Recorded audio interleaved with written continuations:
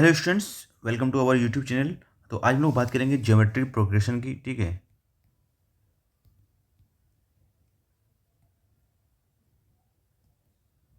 इसको बोलते हैं हिंदी में गुणोत्तर श्रेणी। ठीक है,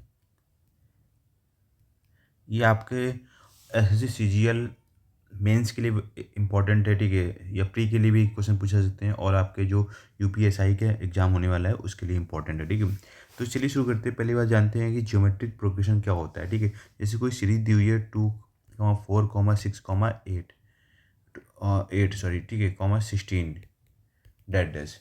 तो जब कभी हमारा सेकेंड टर्म का डिफ का रेशियो थर्ड टर्म और अपॉन सेकेंड टर्म होता है, तो हमेशा क्या होता है, ज्योमेट्रिक सीरीज कहलाती है। ठीक है, अगर इक्वल है तो जैसे 4/2 है इक्वल टू 8/4, तो इसे सॉल्व करोगे 2 दूनी 4 आएगा, 4 दूनी 8 आएगा। ऐसे ही सॉल्व करोगे 16/8 आएगा। तो हर जगह क्या रहेगा, जो रेशियो रहेगा वो सेम रहेगा, कॉमन रेशियो। इसको बोलते हैं हम लोग कॉमन रेशियो, हिंदी में बोलते हैं इसको सार्व अनुपात। ठीक है, तो कहने का मतलब क्या है, आप कहीं भी second term minus second term upon first term कर दो, तो जो रेशियो रहेगा वो हर जगह सेम रहेगा। इसी को बोलते हैं कॉमन रेशियो। इसको रिप्रेजेंट करते हैं आर से, सार्व अनुपात बोलते हैं हिंदी में। ठीक है, ये चीज़ क्लियर आई। तो इसका जो ये वाला टर्म होता है, इसको बोलते हैं हम लोग फर्स्ट टर्म होता है। ठीक है, सिंपल सी बात है, या हिंदी में बोले तो पहला पद। ठीक है, अब देखो ना, ये पहला पद हो गया। अब यहाँ पर जो nवें पद का फॉर्मूला होता है वो होता है ARn-1। ये चीज़ याद रखिएगा। तो इसका मतलब जो हुआ, जो हमारी सीरीज बनेगी, जो इसका पहला टर्म होगा वो A होगा, दूसरा टर्म क्या होगा, AR होगा। आगे क्या होता है, केवल R का मल्टीप्लाई होता जाता है। ठीक है, तो पहला टर्म A हो गया, दूसरा A में A का मल्टीप्लाई R का मल्टीप्लाई हुआ, AR हो गया। अब क्या होगा, AR स्क्वायर होगा। अब क्या होगा, AR cube date dash AR की पावर n-1। ये चीज़ क्लियर है? कोई दिक्कत समस्या? एक मिनट, -1। ठीक है, कोई दिक्कत समस्या इसमें? तो अगर आपसे बोला जाए कि ये इसको बोलते हैं T1 फर्स्ट टर्म, इसको बोलते हैं T2, इसको बोलते हैं T3, इसको बोलते हैं T4। ठीक है, तो T1 क्या होगा, A होगा। T2 क्या होगा, AR होगा। ठीक है, T3 में क्या होगा, AR स्क्वायर होगा। मतलब 3 से कम एक पावर होगी तो AR स्क्वायर। ठीक है, अब बात करते हैं आगे चल के हम लोग इसका जो जोड़ का फार्मूला होता है। ठीक है, अभी क्या होता है यहाँ पर हम लोग, अब ये सीरीज दी हुई है, जैसे हमारे 2, 4, 8, 16 दी हुई थी। ठीक है, इसका हमें योग निकालना होता है। ठीक है, तो इसमें दो केसेस बनते हैं, जब आर की वैल्यू क्या होगी, एक से ज़्यादा होगी। जैसे इस केस में जो आर की वैल्यू आ रही है वो क्या आ रही है, 2 है, जो कि एक से ज़्यादा है। तो इस केस में इसका जो फॉर्मूला होता है SN equal to a r की पावर n-1। ये -1 है, नीचे रहेगा, ये चीज़ रखिएगा। ठीक है, यहाँ पर -1 है, ये आर की पावर के रूप में है, लेकिन यहाँ ये आर की पावर n सेपरेट है, -1 सेपरेट है। यहाँ पर नीचे आ जाएगा r-1, कोई दिक्कत नहीं। अब क्या होगा, जब आर की वैल्यू लेस देन 1 होगी, इसे कहीं पर 1/2 आ रहा है आर की वैल्यू। ठीक है, तो उस केस में जो SN की वैल्यू होगी वो होगी A1 माइनस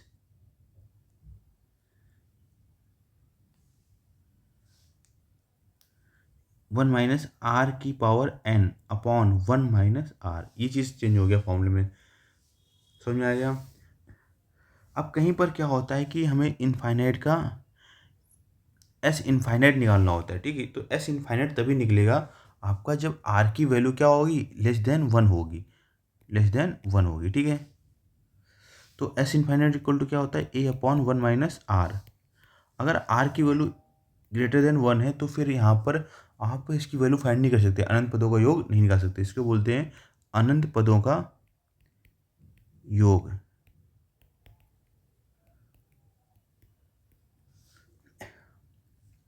उम्मीद है कि ये जो बेसिक चीज़ें हैं आपको क्लियर हो गई होंगी। ठीक है, अब देखो रहा, यही हमने ज्योमेट्रिक सीरीज में प्रोग्रेशन में कॉन्सेप्ट समझाने की कोशिश की, जिस श्रेणी में प्रत्येक पिछले पद, ठीक है, प्रत्येक पिछले पद से एक निश्चित संख्या से गुणा करके मिले वह जीपी सीरीज कहलाती है। सिंपल सी बोले कि उनका जो रेशियो होता है, second term upon first term का जो रेशियो होता है, उसको कॉमन डिफरेंस बोलते हैं, और ये हर जगह क्या होता है, इक्वल होता है। ठीक है, आप T3/T2 कर लो या T4/T3 कर लो, ठीक है, कहीं भी कर लो आप, तो ये चीज़ क्या रहेगी, इक्वल रहेगी। तो यहाँ पर समान अनुपात बोलते हैं इसको, आर शो करते हैं। प्रथम पद को बोलते हैं ए, nवां पद होता है वो Tn AR की पावर n-1, ऐसे होगा ये। ठीक है, n पदों का योग होगा SN आर की power n minus one upon r minus one when r is greater than one, ठीक है। अब देखो अगर आर एक से वन है तो सीरीज क्या होगी, बढ़ती हुई जीपी होगी। अब घटती हुई जीपी जब आर की वैल्यू वन से क्या होगी, कम होगी और जीरो से बड़ी होगी, ठीक है। अगर आर इक्वल टू वन है तो सभी पद क्या होंगे, समान होंगे, इस चीज़ रखिएगा। अब हमारे क्वेश्चंस पे आते हैं, इनको क्वेश्चन से कैसे करना है। तो कह रहा है कि इसका समान अनुपात क्या होगा। तो समान अनुपात का मतलब क्या है, आपको कॉमन रेशियो निकालना है, ठीक है। तो कॉमन रेशियो को हम लोग किसको शो करते हैं, आर से। तो आर क्या, ये T1 हो गया, ये T2 हो गया। तो T2 अपॉन T1 कर लो, ठीक है। 15/5, तो 5×3 = 15, ठीक है। तो ये आ जाएगा आपका कॉमन रेशियो, ठीक है। इसके केस में यहाँ पर करते T3 और भी करना है तो T3 अपॉन T2 कर लो, third term upon second term 45/15। तो ये भी 3 आ रहा है, तो हर जगह क्या हो, रेशियो सेम आएगा। तो यही हमारा क्या हो जाएगा, कॉमन रेशियो, ठीक है, सार्व अनुपात हिंदी बोले तो। अब कह रहा है कि चौथा पद क्या होगा, ठीक है। तो चौथा पद का फॉर्मूला आपको क्या होता है, Tn equal to a r की पावर n माइनस वन, ठीक है। तो T4 निकालना है तो a की वैल्यू 4 हो गई, इंटू आर की वैल्यू 3 है और n माइनस वन यानी 4 में से एक गया 3, ठीक है। तो 4 इंटू 3 की पावर 27, 3 की पावर 3 एंड 27, 27 इंटू 4 108। आपका ऑप्शन नंबर इतना करेक्ट हो जाएगा। आपको फॉर्मूला याद रखने की जरूरत नहीं है, बस आपको याद रखना है कि हमेशा इससे एक कम आर की पावर लेंगे। तो 4 से एक कम पावर क्या होगी, R3। तो यही क्या होगा, T4, ठीक है। अगर जो भी अगर पूछा जा रहा है, अगर आपसे पूछता है T5, तो आप क्या करते, 5 से एक कम पावर लेते हैं आर ग्रुप में, A इंटू मल्टीप्लाई, तो AR की पावर 4, ठीक है। T17 पूछता तो क्या करना है, इससे एक कम पावर लेना है, AR की पावर 16 हो जाएगा। समझ में आ गया आपको। अगला क्या है कि 2, 4, 8, 16 का योग क्या है। पहले तो चेक करेंगे सीरीज AP में, सॉरी GP में है या नहीं। तो 4/2 कर लो, 8/4 कर लो, तो 2×4 और 4×8। तो सीरीज क्या है, रेशियो, मतलब इनका रेशियो इक्वल है, तो सीरीज किस में होगी, जीपी में होगी। जीपी यानी गुणोत्तर श्रेणी में होगी। अब इनका हमें योग निकालना है, तो यहाँ पर जो आर है वो 2 है, जो ग्रेटर देन 1 है, ठीक है। तो इस केस में जो फॉर्मूला होता है, तो ये तो आप डायरेक्टली भी कर सकते हो। तो इसमें एक एक 2 3 4 टर्म है, तो ठीक है। तो SN इक्वल टू क्या होता है, ए आर की power n minus one upon r minus one, ठीक है। तो ए की वैल्यू तो 2 हो गई, आर की वैल्यू कितनी आ रही है, 2। कितने टर्म है, 4 - 1 अपॉन 2 - 1। तो 2 इंटू 2 की पावर 4 कितना होता है, 16। 16 में एक गया 15, तो 15 दूनी कितना हो जाएगा, 30 आ जाएगा, ठीक है। कुछ लोग कहते हैं सर इसको तो बहुत 16 8 24 28 2 30 ऐसे ही हो जाता है। तो हाँ, ऐसे भी कर सकते हैं। कोई ज़रूरी नहीं है कि आप GP सीरीज देख के ही इसको सॉल्व करें, उसी तरीके से अपनाएं, ठीक है। ये तो सिंपल क्वेश्चन दे दिया इन्होंने, ठीक है। अभी कह रहा है कि पांचवा पद क्या होगा, 81 27 9 3 का, ठीक है।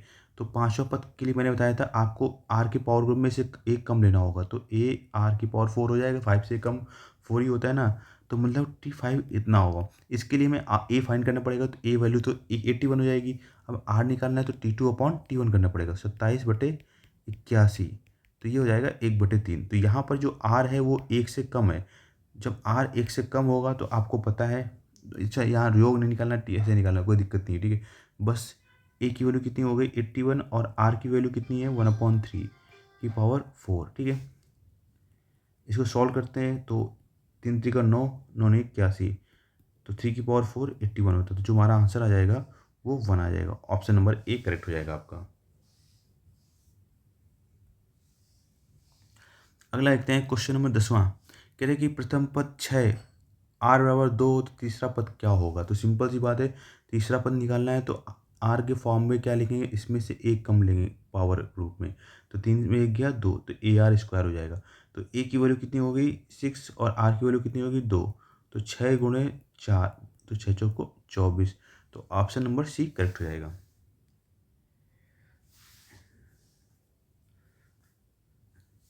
तो ये तो था GP का बेसिक तरीका, ठीक है, बेसिक वाले क्वेश्चंस। अगले इसमें हम लोग बात करेंगे ज्योमेट्रिक मीन की, ठीक है। और भी इस पे बेस्ड कुछ अच्छे क्वेश्चंस लेंगे हम लोग।